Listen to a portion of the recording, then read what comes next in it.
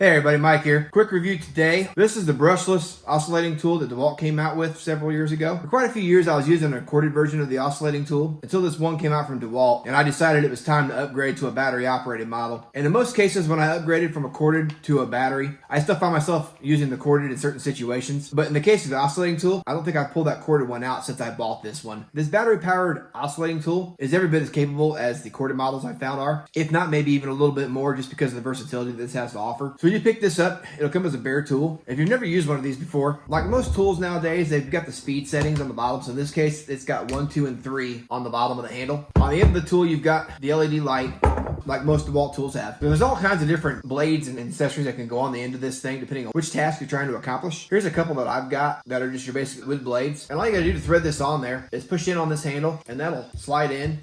And it can actually go in several different directions. You've got a weird angle you need to get into.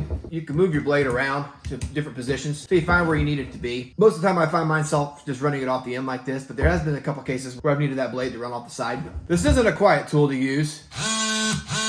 When it's not on anything, it's just got that buzz. But as you'll see here in a second, when I show you an example of what this tool might be used for, nobody in the house is going to be getting much sleep while you're using this. I found this to be a pretty powerful tool, and it's a great one to have in my toolbox when I need it. Where I really found this oscillating tool shines, say you're building up your floor, you got to trim off your baseboard or your casing around a doorway, and you're going to be building this up by a certain thickness.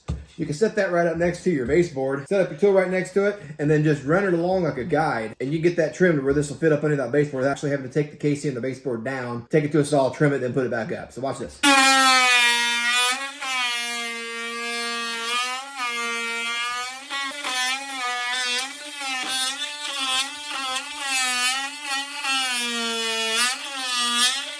So that piece drops out.